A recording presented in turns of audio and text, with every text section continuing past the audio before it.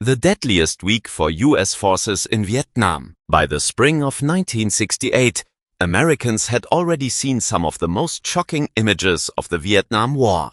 Viet Cong fighters had entered the grounds of the US Embassy in Saigon. Marines had fought block by block through the ruined streets of Hue. Thousands of North Vietnamese troops had surrounded the Marine base at Khe Sanh. The Tet Offensive had stunned the United States and shattered the belief that the enemy was close to defeat. But the deadliest week of the war for American forces did not come during the opening shock of Tet. It came months later. During the week ending May 11, 1966, 562 American servicemen were killed in Vietnam. It was the highest weekly American death toll of the entire war. And unlike Khe Sanh, Hue, or Ia Drang, there was no single famous battle responsible for it. Americans were dying across the country, in the streets around Saigon, in the jungles outside the capital, near the demilitarized zone, around marine positions near Dong Ha, and at isolated bases in the mountains of central Vietnam. This was the week when the Vietnam War seemed to explode everywhere at once. And it happened just as Washington was beginning to talk about peace. To understand why, we have to go back several weeks. By March 1968, the first great wave of the Tet Offensive had largely been defeated on the battlefield. The fighting in Hue had ended. The American embassy compound in Saigon was secure. Communist forces had suffered enormous losses. And in early April, American forces broke through to Khe Sanh. From a purely military perspective, the United States and South Vietnam had survived Tet.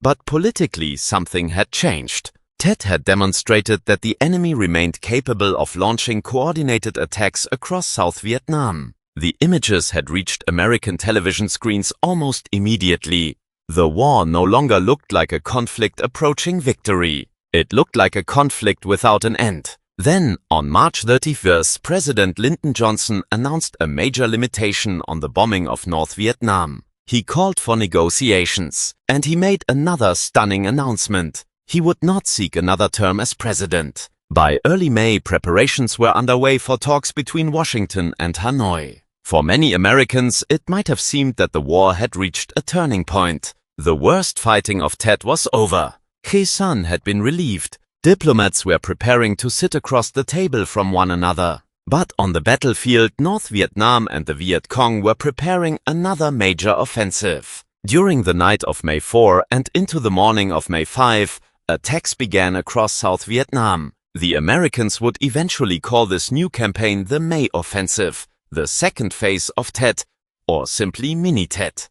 Around 119 targets were struck or shelled. Cities, military positions, airfields, district towns, and once again Saigon was the most important target. But this time the Americans and South Vietnamese were not caught completely by surprise. Intelligence had detected signs that another offensive was coming. Prisoner interrogations, troop movements and other information had given commanders warning. Units had been placed around important approaches to Saigon. That made a repeat of January's shock much more difficult. But knowing that an attack was coming did not make the fighting easy. In the early hours of May 5, Communist forces began pushing toward Saigon from several directions. Some units had already infiltrated into the suburbs. Others moved through villages, canals and rice fields surrounding the capital. Fighting broke out around western Saigon, near Tan Son Nhut, around Phu Lam, and along important roads and bridges leading into the city.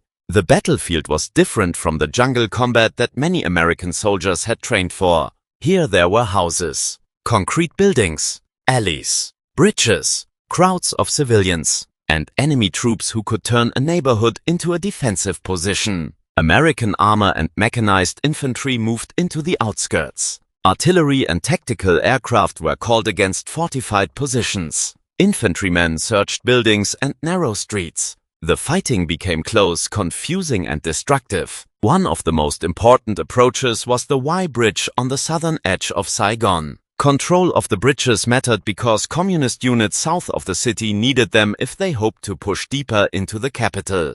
Before dawn on May 7th, Viet Cong troops attacked positions guarding the Y Bridge. Other units were moving toward nearby crossings. American and South Vietnamese troops responded with infantry, armored personnel carriers, tanks, artillery, and air support. The battle expanded into the surrounding neighborhoods. Soldiers fought from one block to another. Enemy troops used buildings and prepared positions for cover. American mechanized units found themselves fighting at ranges far shorter than those for which their armored vehicles had been designed. At times, civilians were trapped between the two sides. Thousands attempted to escape the fighting. Some crossed bridges under chaotic conditions, while gunfire and explosions echoed through nearby streets. The American forces had enormous firepower, but using that firepower inside a populated city created another problem. Every position destroyed could mean another home destroyed.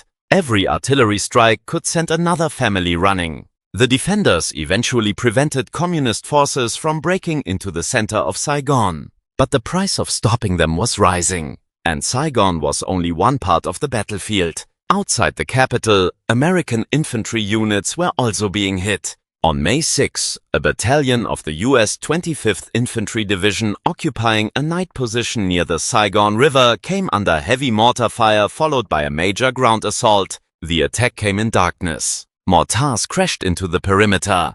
Communist infantry pushed against the defensive line. At one point, attackers penetrated part of the American position. Artillery and air support hammered the surrounding area as American troops fought to restore the perimeter. By daylight, the assault had been stopped, but battles like this were being repeated across South Vietnam. Everyone added more names to the casualty reports. Far to the north, the situation was just as dangerous. The Marine Corps was fighting another series of hard battles near Dong Ha, close to the demilitarized zone separating North and South Vietnam. North Vietnamese regular units were operating in strength throughout the region. They had bunkers, machine guns, mortars, rockets, and artillery support. On May 9th, Marines from the 1st Battalion, 26th Marines advanced against North Vietnamese positions northwest of Dong Ha. The Marines encountered fortified defenses and heavy automatic weapons fire. Rockets and mortar rounds joined the battle. Additional Marines were committed. Tanks provided fire support. The engagement became another violent contest over villages, bunkers, and patches of ground that rarely appeared in American headlines. And that is one of the keys to understanding the deadliest week of the Vietnam War. There was no single catastrophe. No American division was destroyed. No major city fell. There was no one battlefield that later generations could point to and say, this is where the 562 died. Instead, the casualties accumulated across dozens of engagements. A patrol hit outside a village, a marine company attacking a bunker line, a battalion defending its nighttime perimeter, a helicopter shot down, a soldier killed by a mortar round, a mechanized column moving towards Saigon, a firefight beside a canal, a battle for a bridge. One engagement might cost several American lives, another might cost dozens. Together they created something unprecedented. Meanwhile, another crisis was developing in the mountains near the Laotian border.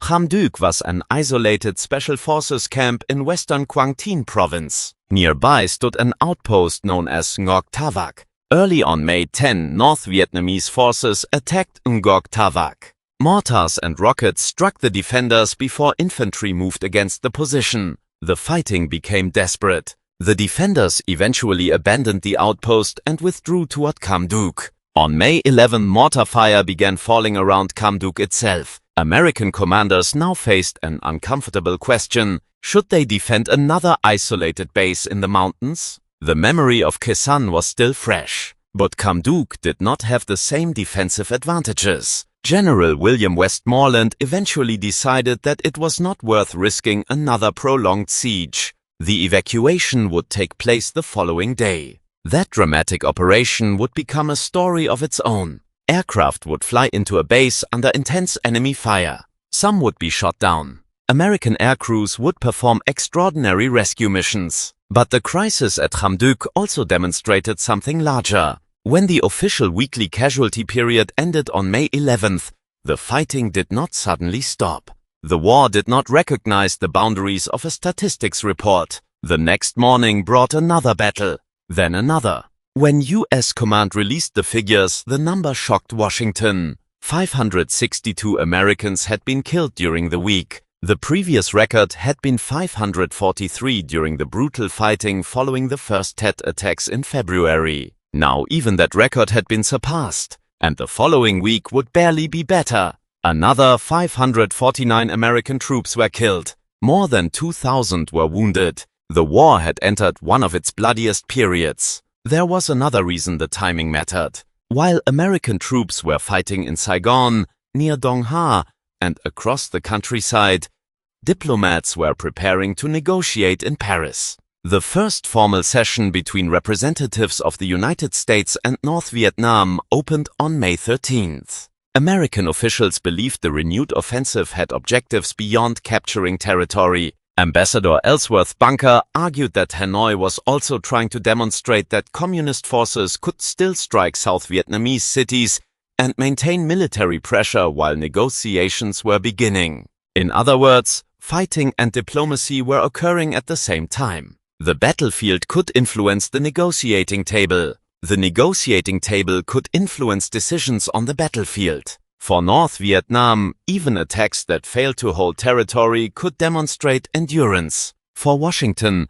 every new casualty report made it harder to convince Americans that the war was moving toward a successful conclusion. Militarily, the May offensive was extraordinarily expensive for the communist side. American and South Vietnamese forces prevented Saigon from being overrun. The expected popular uprising did not occur. Many attacking units suffered devastating losses. U.S. Army historians describe communist casualties during the offensive as extremely heavy. In conventional military terms, the attackers paid a terrible price without achieving their central battlefield objectives. But that did not make the American losses insignificant. That was the contradiction at the heart of Vietnam in 1968. American forces could win battles. They could destroy enemy units. They could retake cities. They could hold important bases. They could deploy artillery, helicopters, armor, and overwhelming air power.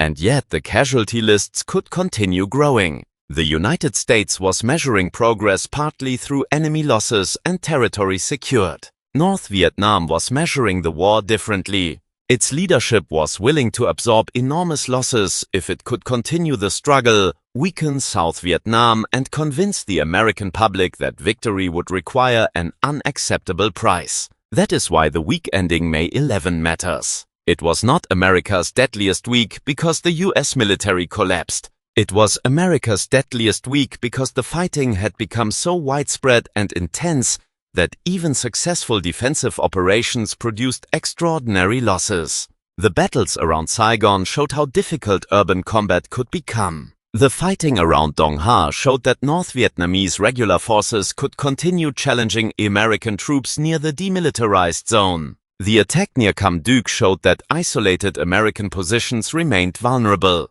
And the national casualty total showed that the war had entered a level of violence that few Americans had expected only months earlier. There is also a reason this week is less famous than the opening of Tet. History remembers dramatic places: Ia Drang, Khe Sanh, Hue, Hamburger Hill. But 562 Americans did not die in one place that could easily be placed on a map. Their deaths were scattered across an entire country. Some were killed in battles that became famous. Others died in engagements remembered mainly by the men who survived them. That makes the statistic less visible, but not less important. The National Archives records 1968 as the year with the largest number of American military fatal casualties by date of death during the Vietnam era. The deadliest week came in the middle of that terrible year. And perhaps the most unsettling part of the story is what happened afterward. The United States did not lose Saigon. The May offensive did not produce the uprising Hanoi had hoped for. Communist forces suffered enormous battlefield losses. Yet the strategic problem facing Washington remained. How long could the United States continue paying this price? By the summer of 1968, that question had become more important than any single body count or captured position. The deadliest week of the Vietnam War was therefore more than a casualty statistic. It exposed the central problem of America's war. Military power could defeat enemy forces in individual battles. But military success could not guarantee that the enemy would stop fighting. And during 7 days in May 1968, 562 American servicemen paid the price of that reality. Not in one legendary last stand, not in one catastrophic defeat, but across a battlefield stretching hundreds of miles. That is what made America's deadliest week in Vietnam so difficult to understand and so easy to forget.